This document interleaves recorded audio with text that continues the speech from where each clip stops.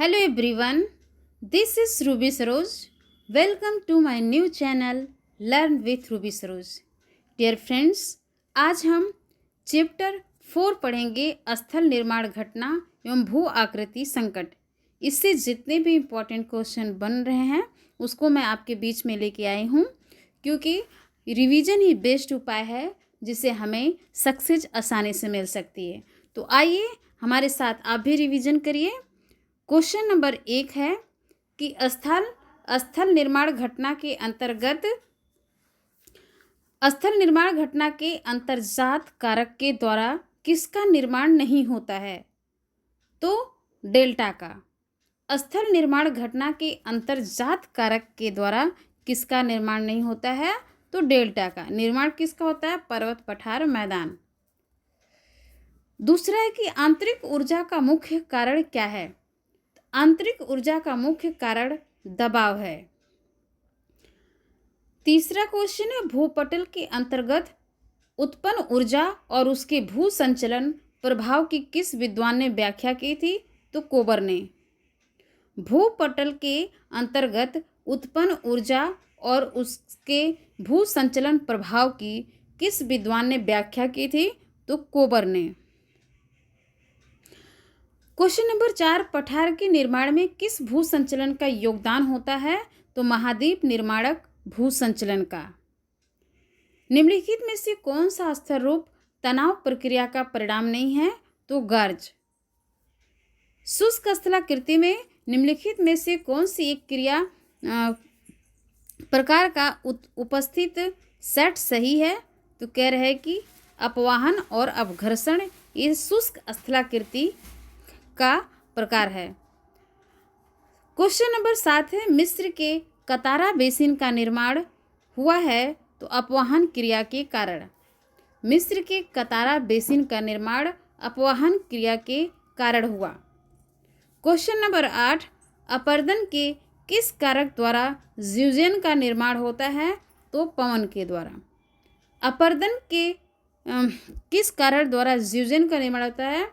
तो पवन के द्वारा जो होता है ज्यूजेन का निर्माण होता है। इंसेलबर्ग सबसे अधिक पाए जाते हैं सहारा मरुस्थल में। जो इंसेलबर्ग है वो सबसे अधिक पाए जाते हैं सहारा मरुस्थल में। निम्नलिखित में से कौन सा एक बालू का स्तूप का प्रकार नहीं है? तो कह रहे हैं गारा। बालू का स्तूप का प्रकार नहीं है तो वो है गारा। क्वेश्चन नंबर 11 है कि शुष्क प्रदेश में अर्धचंद्राकार निक्षेप वाली स्थलाकृति को कहते हैं बरखान।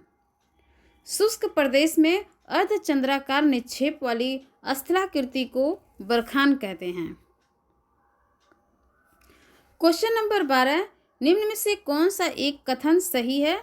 कर बरखान प्रायः श्रृंखलाबद्ध रूप में मिलते हैं। क्वेश्चन नंबर 13 है कि शुष्क प्रदेशों में पर्वतीय पदी ढलवा मार्ग पर नदियों द्वारा निक्षेपित बालू बजादा कहलाता है। क्वेश्चन नंबर 14, निम्नलिखित में से कौन सा क्रमबद्ध है? तो कह रहे हैं पर्वतार्ग और पेडिमेंट, बजादा, प्लाया, ये सभी क्रमबद्ध है। क्वेश्चन नंबर 15, काष्ठ स्थलाकृतियों का सबसे उत्तम उदाहरण मिलता है यूगोस्लाविया में। काष्ठ स्थलाकृतियों का सबसे उत्तम उदाहरण यूगोस्लाविया में मिलता है। निम्न काष्ठ स्थलाकृतियों का अपर्दन चक्र में बनने के अनुसार क्रम कौन है? करे घोलरंध्र, डोलाइन, युवाला, पेल्चे। घोलरंध्र, डोलाइन, युवाला और जो है पॉल्जे, ये सब जो है कि उसका क्रम है।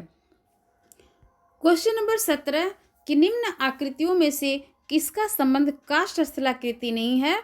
तो कह रहा है कि लटकती घाटी का। ये जो है कि नहीं है काष्ठ स्थलाकृति का। क्वेश्चन नंबर 18, निम्न में से कौन सी काष्ठ स्थलाकृति अपर्दनात्मक स्थलाकृति नहीं है? तो स्टेलेग्माइट। स्टेलेग्माइट जो है कि स्थलाकृति अपर्दनात्मक स्थलाकृति नहीं है।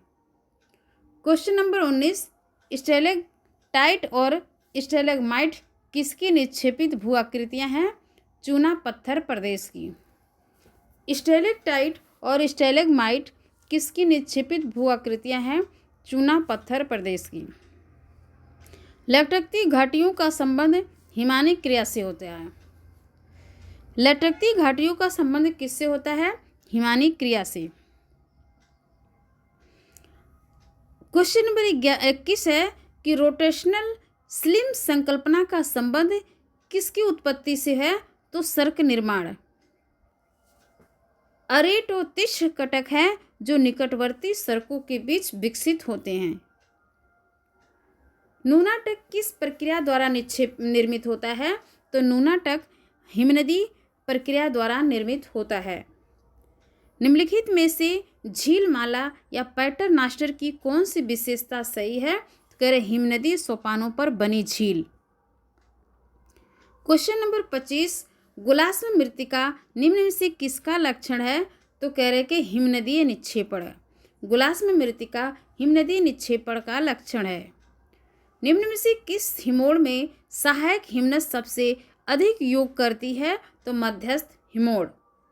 क्वेश्चन नंबर 27, भी आकार की घाटी निम्न में निर्मित हुई है नदी अपर्दन चक्र की तरुणावस्था में। क्वेश्चन नंबर 28, कौन सा एक सही है कि भी आकार की घाटियां प्रदर्शित कर सकता है? क्वेश्चन नंबर 29, हिमनद मृत कटक या एस्कर हिमजली उद्गम के होते हैं। निम्नलिखित में से कौन सा एक कथन उसकी विशेषता बताता है? तो वे बालू के लंबे व संकीर्ण तरंगिल कटक हैं। क्वेश्चन नंबर 30, निम्न में से किस नदी का डेल्टा पंजाकार डेल्टा का उदाहरण है? तो मिसिसिपी नदी का। टोम्बोलो निर्मित होता है लहरों की क्रिया से। निम्न में से कौन सी समुद्री धाराएं रोधिका तथा पुलिन के निर्माण के लिए जिम्मेदार है? तो बेलांचली धाराएं। रिया किसका उदाहरण है? तो रिया निमग्न उच्च भूमि तट का उदाहरण है। रिया निमग्न उच्च भूमि तट का उदाहरण है। कौन सी एक समुद्र में डूबी हुई हिमनद घाटी है? तो कह रहे फ्योर्ड। फ्योर्ड समुद्र में डूबी हुई हिमनद घाटी है। अल्पकालिक भू आकृति संकट के अंतर्गत शामिल नहीं है, तो कह रहे भ्रंशन। अल्पकालिक भू आकृति संकट के अंतर्गत शामिल नहीं है, तो है भ्रंशन। 1883 ईस्वी में किस द्वीप पर भूकंप के कारण विनाशकारी प्रभाव पड़ा था? तो क्राकाटोआ। 1883 में किस द्वीप पर भूकंप के कारण विनाशकारी प्रभाव पड़ा था? तो क्राकाटोआ। क्वेश्चन नंबर 37 है कि वर्ष 1923 में जापान के किस भूकंप से जो है कि 5 लाख घर नष्ट हो गए थे? वर्ष 1923 में जापान के किस भूकंप से 5 लाख घर नष्ट हो गए? तो सगामी की खाड़ी भूकंप। सगामी की खाड़ी भूकंप से जो है कि 1923 में जापान के जो है कि 5 लाख घर नष्ट हो गए थे। भारत में किस भूकंप से लगभग 3 लाख लोगों की मौत हो गई थी? तो वर्ष 1937 का कोलकाता भूकंप में। वर्ष 1937 का कोलकाता भूकंप आया था जिसमें 3 लाख लोगों की मौत हो गई। वर्ष 1950 का असम भूकंप का मुख्य कारण क्या था? तो भूपटल भ्रंश। 1950 का असम भूकंप का मुख्य कारण क्या था? तो कह रहा है कि भूपटल भ्रंश। निम्नलिखित में से कौन से भूकंप विनाशकारी प्रभाव है?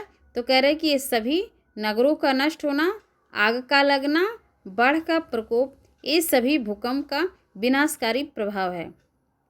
ज्वालामुखी उद्गार के कारणों में शामिल नहीं है, तो भूकंप क्रिया। भूकंप क्रिया ज्वालामुखी उद्गार के कारणों में शामिल नहीं है। क्वेश्चन नंबर 42, ज्वालामुखी क्रिया के विनाशकारी प्रभाव में शामिल है उपरोक्त सभी: मानव निर्माण एवं कृषि भूमि का विनाश, जलवायु परिवर्तन, अम्ल वर्षा। उपरोक्त सभी ये ज्वालामुखी क्रिया के विनाशकारी प्रभाव में शामिल है। क्वेश्चन नंबर 43, भारत में कौन सा क्षेत्र भूस्खलन से सबसे अधिक प्रभावित रहता है? तो हिमालय पर्वत। हिमालय पर्वत भूस्खलन से सबसे अधिक प्रभावित रहता है। क्वेश्चन नंबर 44 भूस्खलन से संबंधित है। आधार सेल या भूमिज मलबे के तुलनात्मक रूप से शुष्क पुंज की दूत अवगम्य संचालन गति। आधार सेल या भूमिज मलबे के तुलनात्मक रूप से शुष्क पुंज की दूत अवगम्य संचलन गति। क्वेश्चन नंबर 45 व्हीलबैक बालू का स्तूप विशिष्ट लक्षण है, तो क्या है कि सहारा मरुस्थल के। व्हीलबैक बालू का स्तूप विशिष्ट लक्षण है सहारा मरुस्थल के। क्वेश्चन नंबर 46 निम्नलिखित में से कौन सा शब्द समान प्रक्रियाओं का नहीं दर्शाता है, तो अपसल्कन।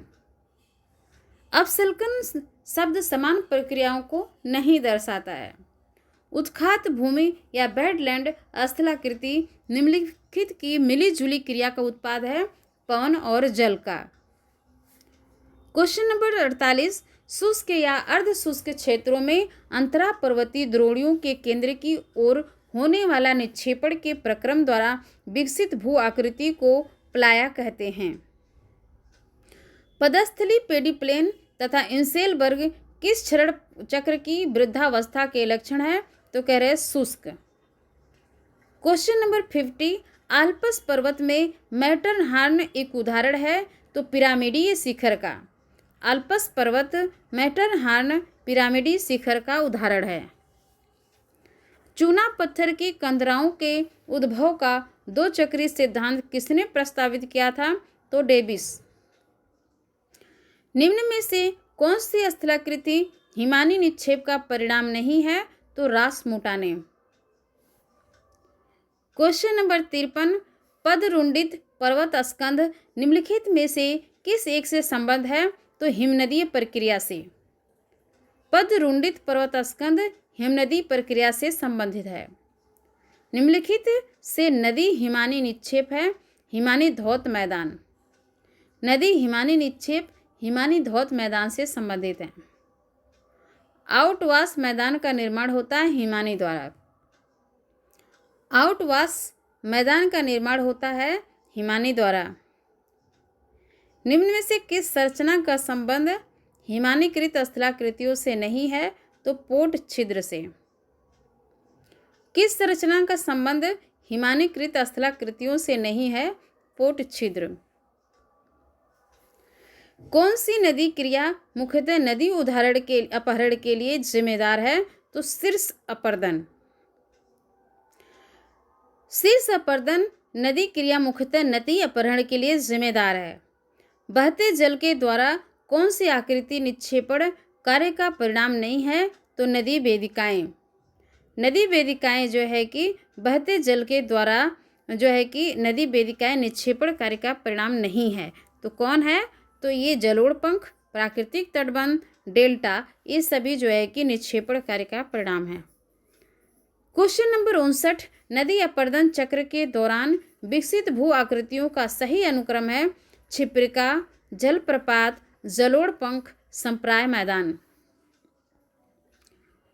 क्वेश्चन नंबर 60 है कि निम्नलिखित में से कौन सा एक अपरदन के नदी चक्र में विकसित स्थल रूपों का सही अनुक्रम है, गार्ज, पर्वतपदी मैदान, बाढ़कृत मैदान, डेल्टा। क्वेश्चन नंबर 61 प्राकृतिक तटबंध बनते हैं जब नदी बाढ़ का मलबा तटों पर जमा करती है। प्राकृतिक तटबंध बनते हैं जब नदी बाढ़ का मलबा तटों पर जमा करती है। क्वेश्चन नंबर 62 आर्च, स्टैक, गुफा, घर्षित प्लेटफार्म समानतः पाए जाते हैं समुद्र तटीय क्षेत्रों में। आर्च, स्टैक, गुफा, घर्षित प्लेटफॉर्म समानतः पाए जाते हैं समुद्र तटीय क्षेत्रों में। निम्न में से कौन सा एक सही सुमेलित नहीं है, तो कह रहे कि बरखान तलवार की भांति यही सही सुमेलित नहीं है।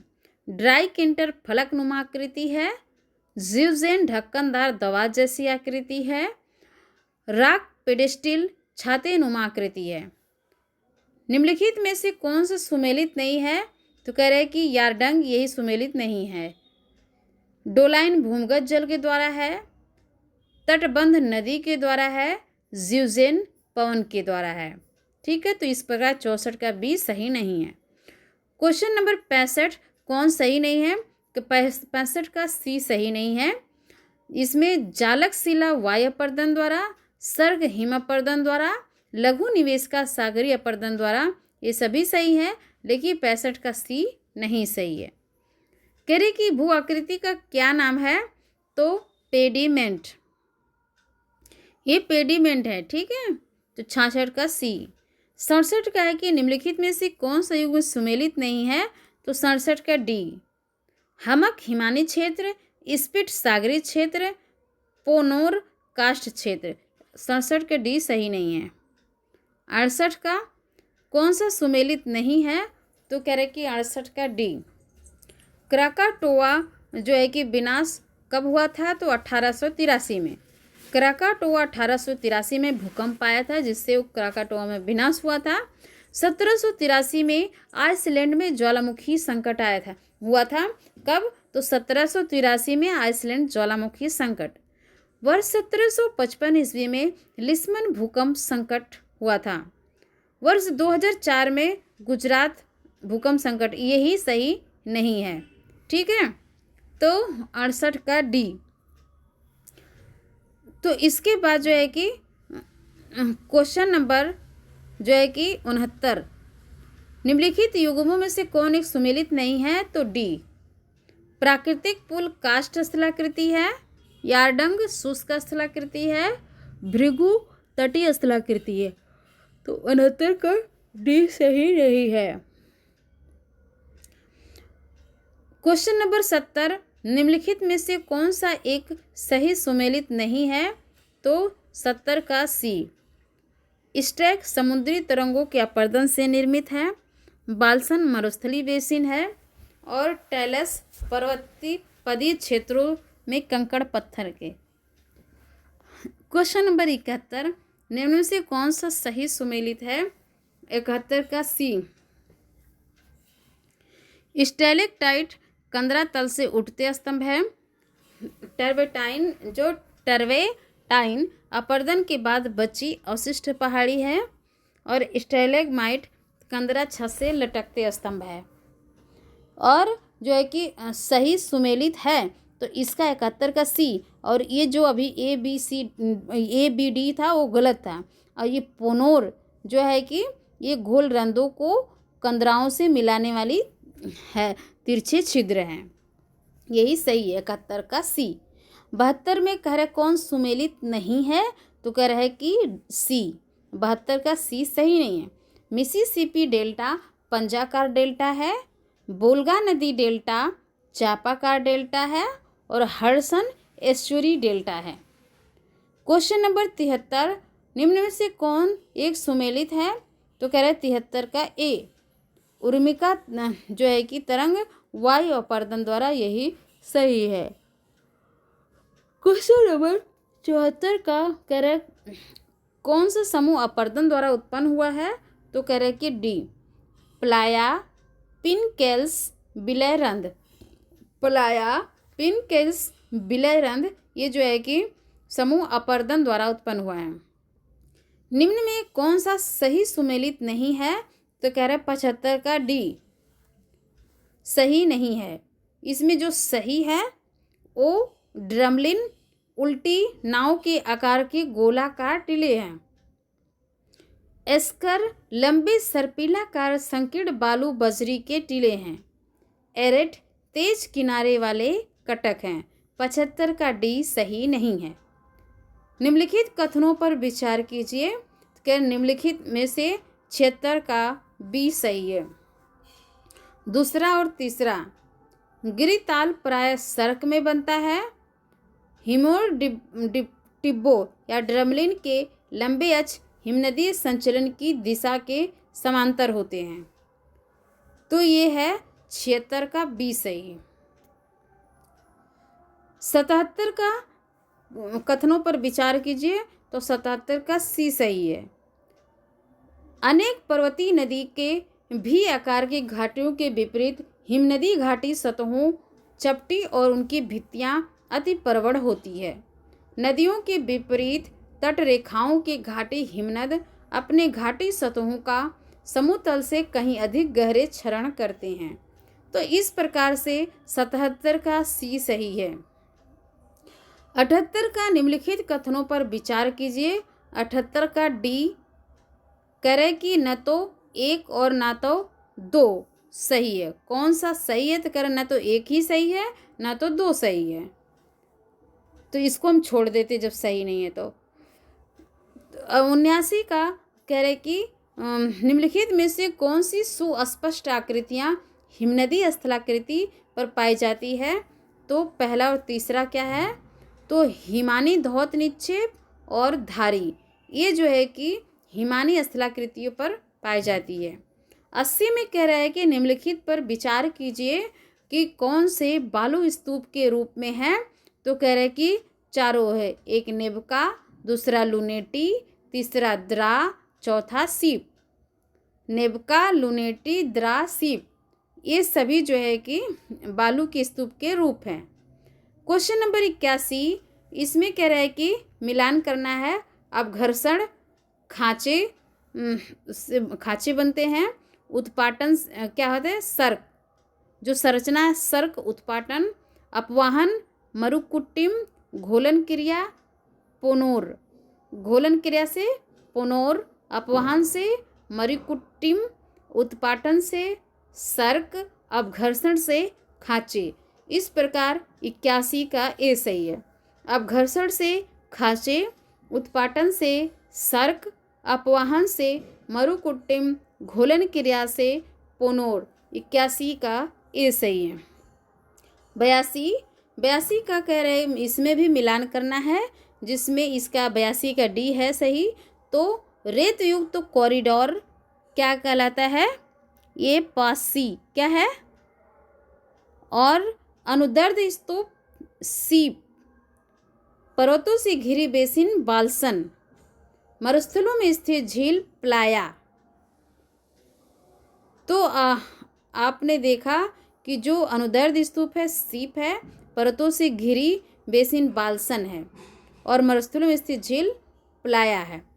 तो 82 का टी सही है। अब क्वेश्चन नंबर 83 को मिलान इसमें भी करना है। तो 83 का ए सही है।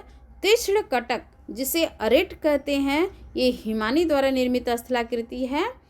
पोल्जे पौन द्वारा निर्मित स्थलाकृति है। यारडंग, पोल्जे के है भौमजल द्वारा, और यारडंग पौन द्वारा, गार्ज बहता हुआ जल द्वारा।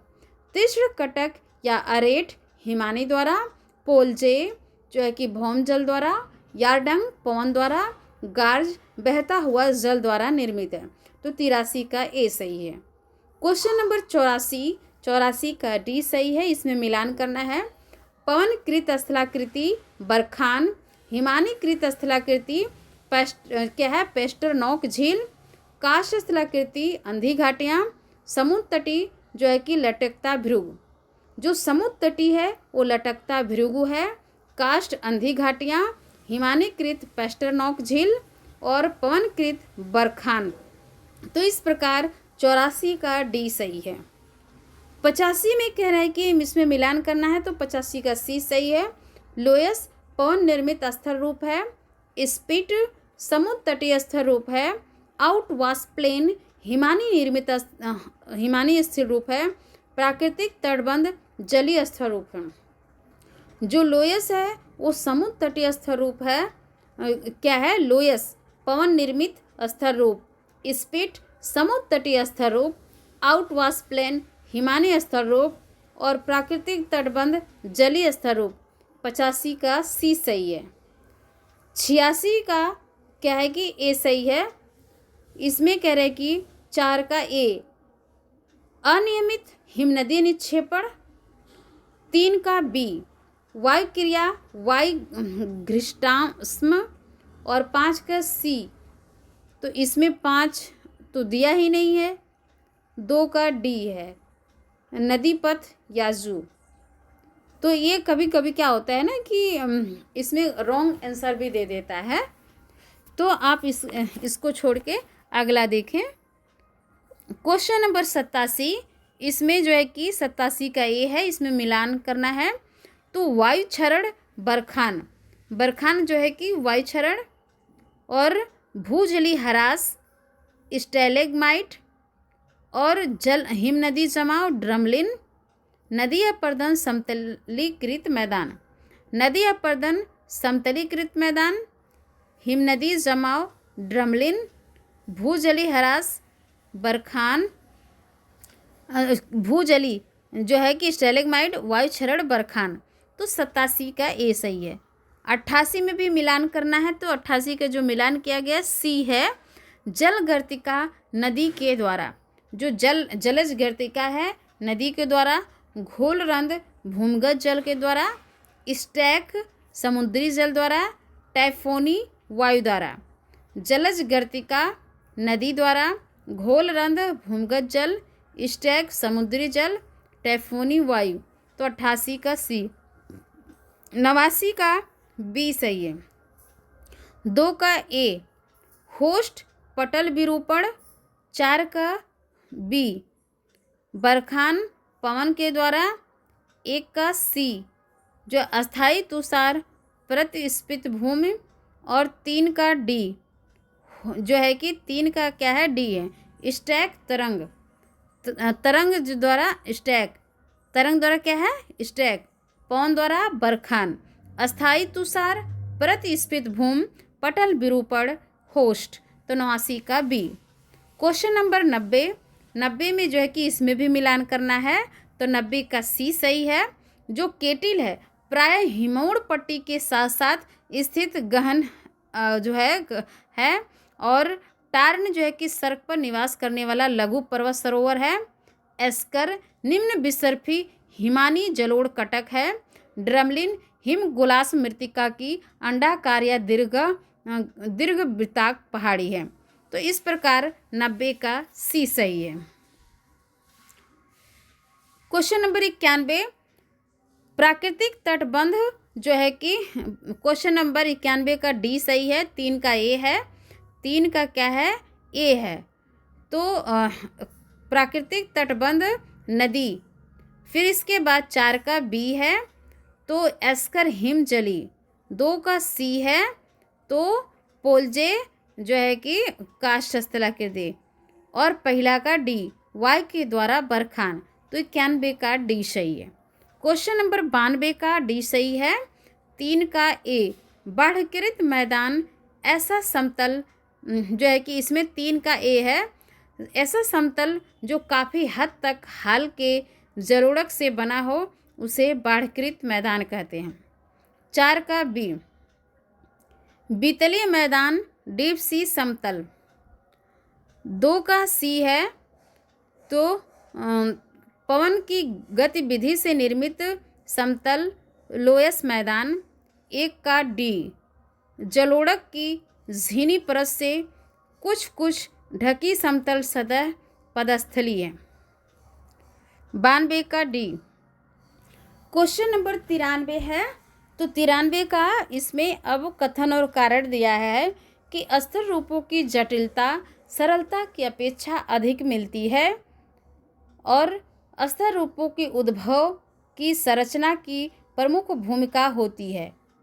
तो कह रहे कि 93 का जो है कि बी सही, ए आर दोनों सही है, परंतु आर ए की सही व्याख्या नहीं है।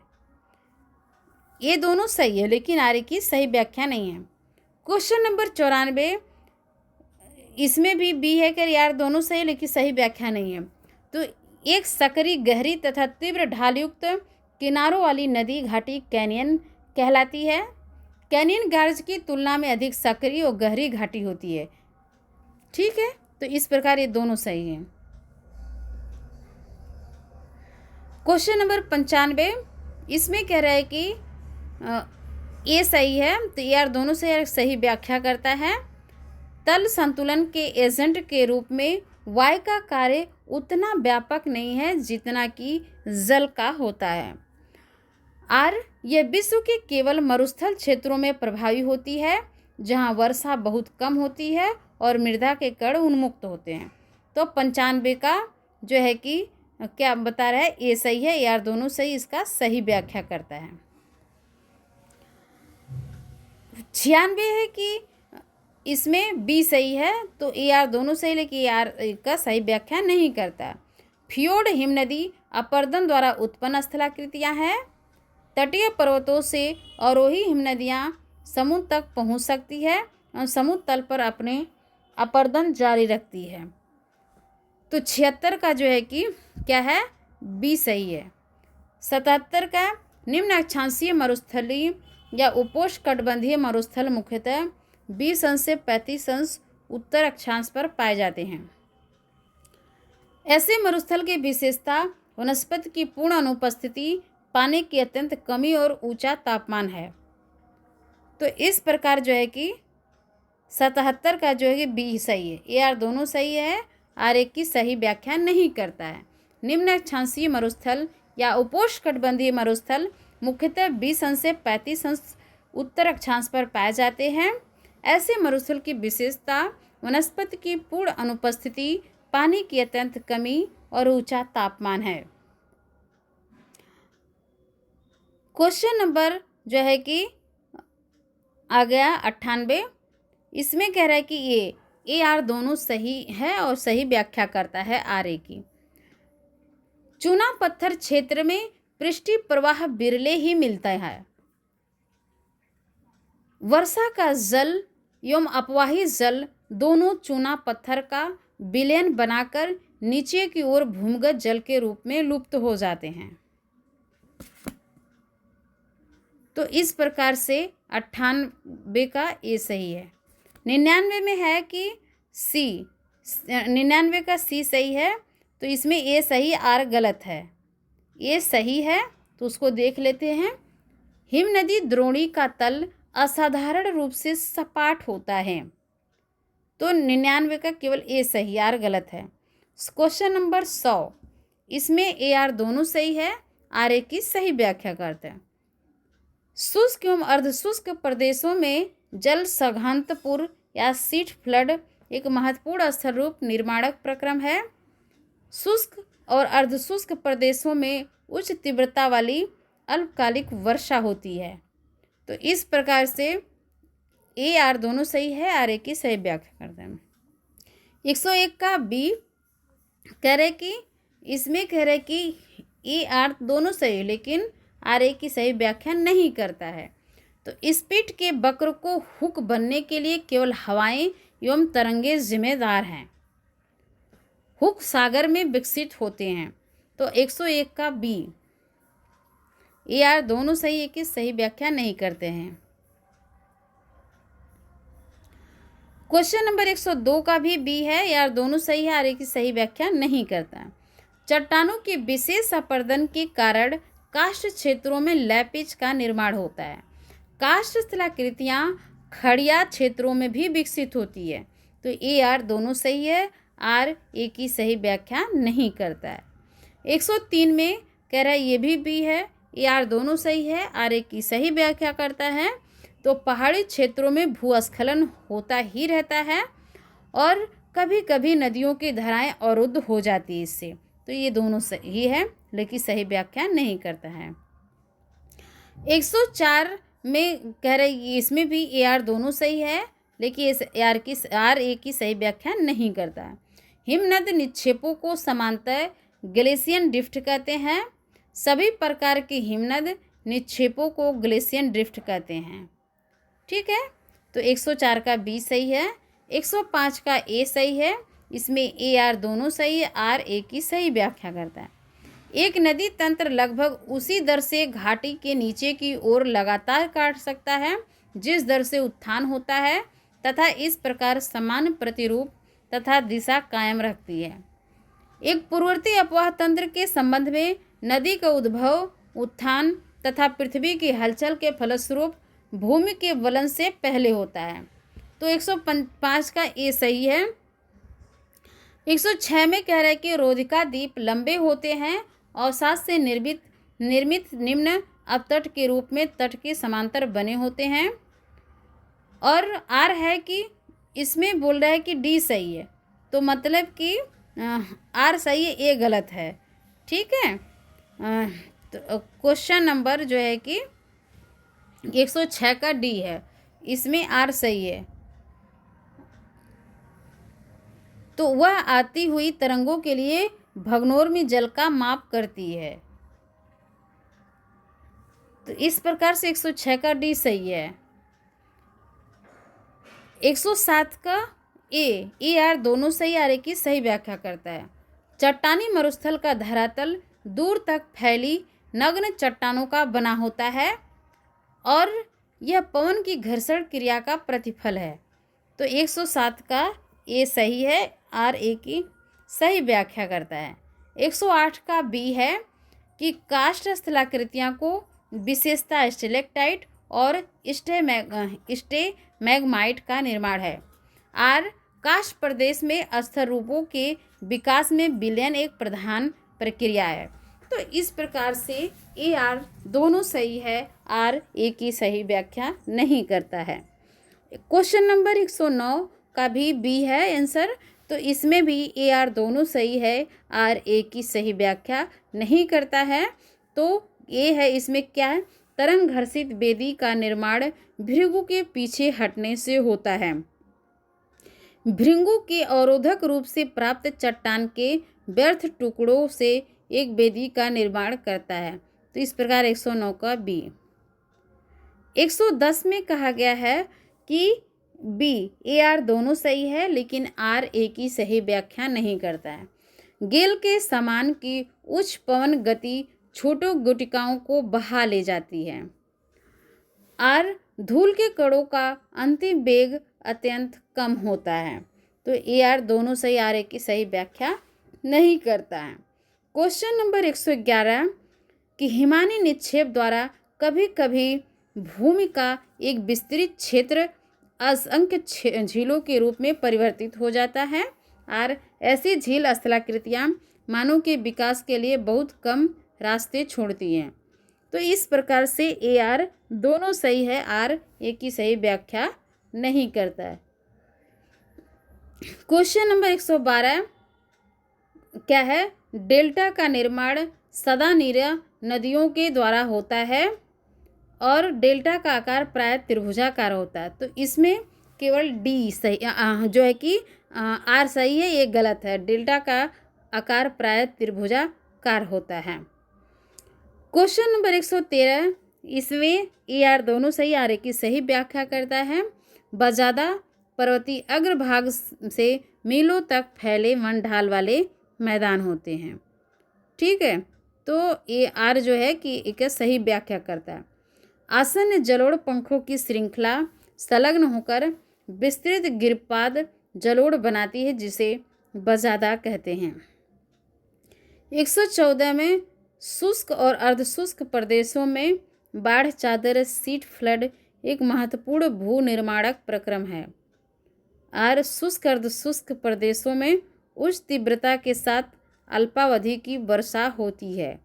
तो इस प्रकार से ये सही है। तो 114 में कह रहा है कि ए आर दोनों सही, आर ए की सही व्याख्या करता है। क्वेश्चन नंबर 15 काष्ठ प्रदेश में घोलरंध्र सर्वाधिक सामान्य और विस्तृत स्थलाकृति है।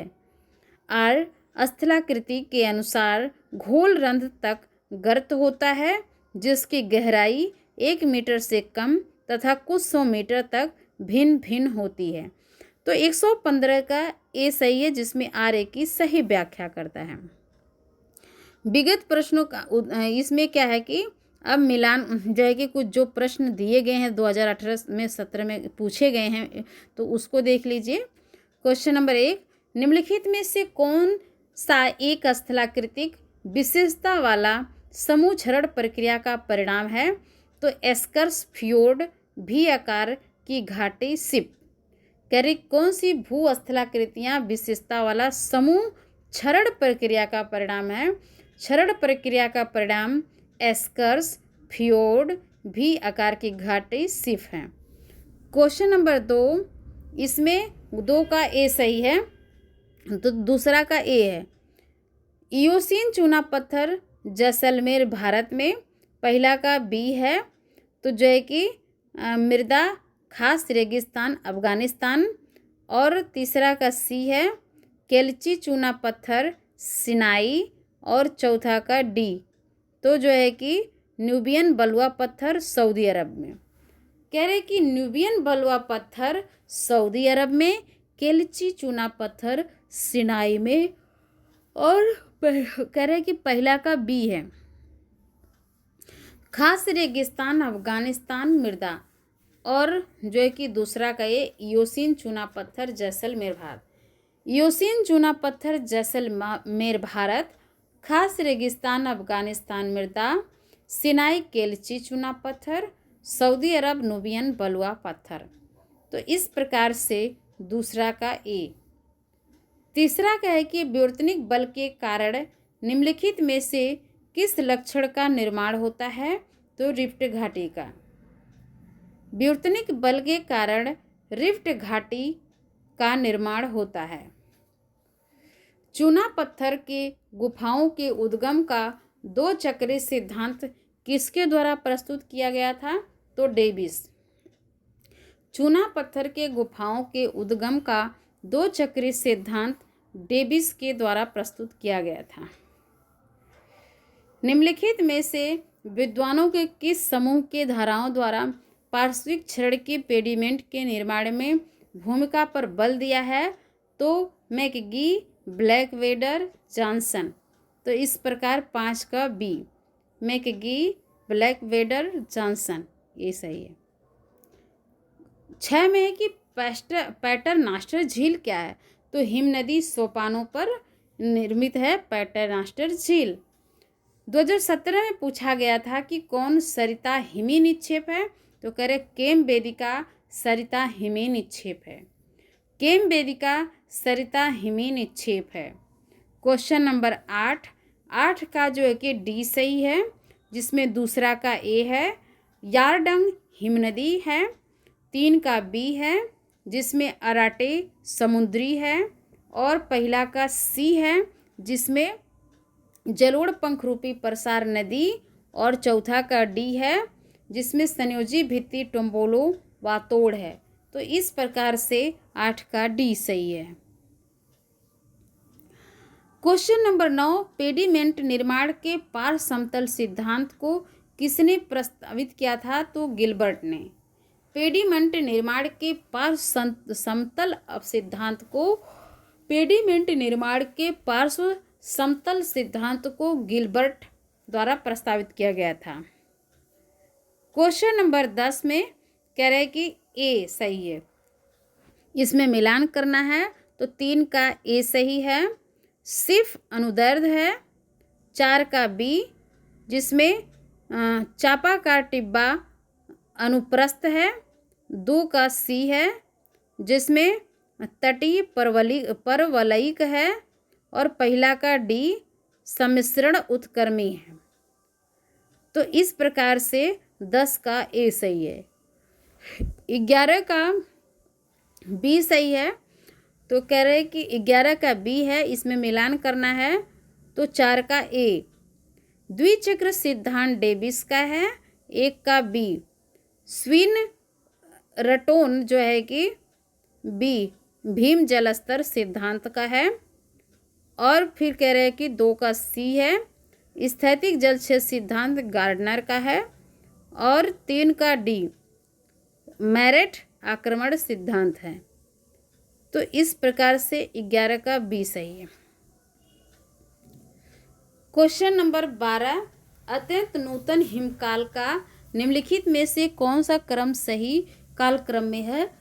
तो कह रहे गुंज, मेंडेल, रिम और बुर्म।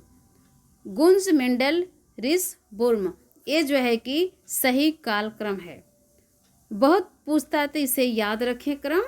क्वेश्चन नंबर 13 में कौन से हिमजलीय निक्षेप से बनी भूआकृतियां नहीं है?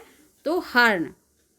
हार्न जो है कि हिमजलीय निक्षेप से बनी भूआकृतियां नहीं है। इसमें ड्रमलिन, एस्कर, केम ए हिमजलीय निक्षेप से बनी भूआकृतियां हैं।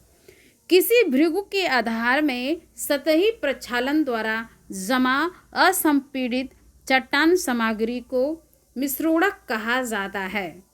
किसी भृगु के आधार में सतही प्रक्षालन द्वारा जमा असंपीड़ित चट्टान सामग्री को मिश्रोड़क कहा जाता है। क्वेश्चन नंबर 15, निम्नलिखित में से कौन से विशेषताएं पर्वतीय हिमनदन से संबंधित नहीं है? तो कह रहे हैं कि 15 का जो है कि डी केवल चौथा सही है।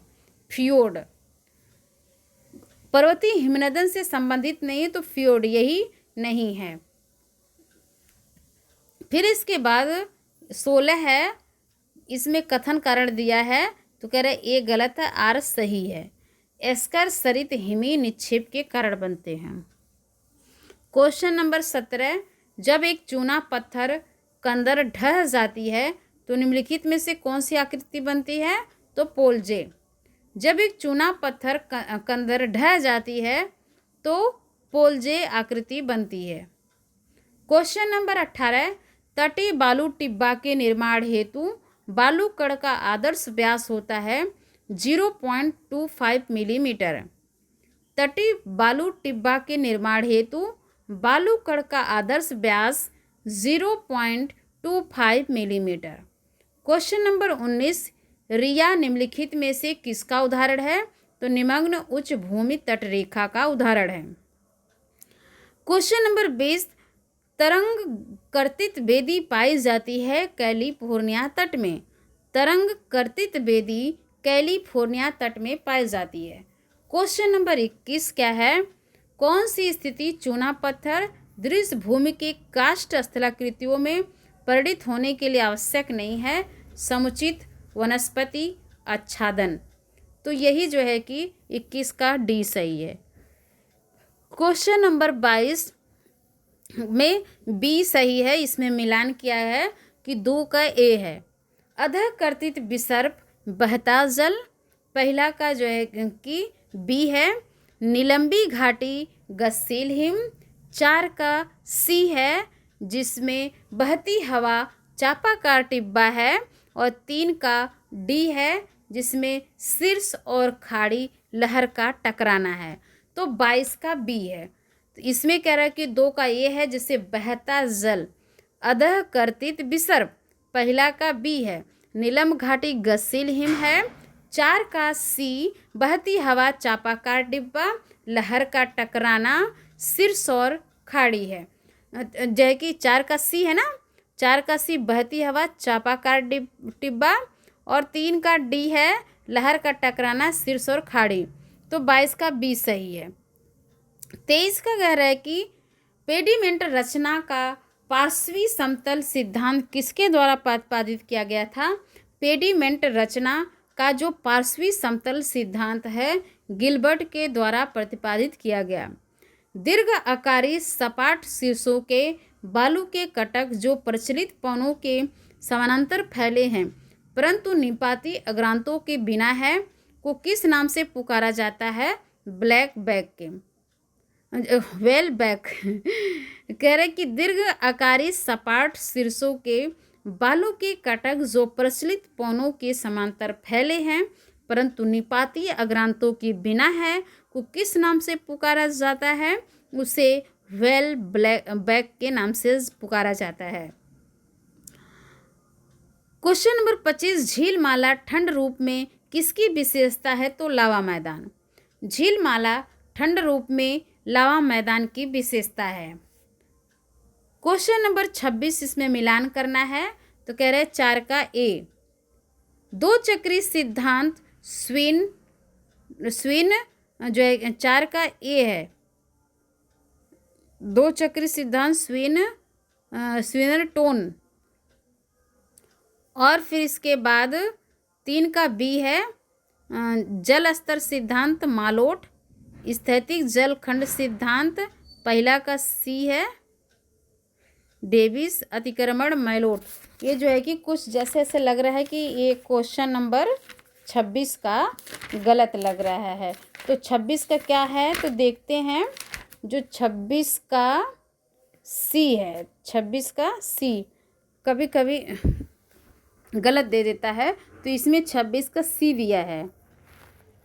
तो क्वेश्चन नंबर 27 का निम्नलिखित में से कौन सी प्रक्रिया हिमनदी अपर्दन के संदर्भ में जो है कि स्थान रखती है? जलीकृत। जो हिमी अपर्दन के संदर्भ में जो है कि जलीकृत स्थान रखती है।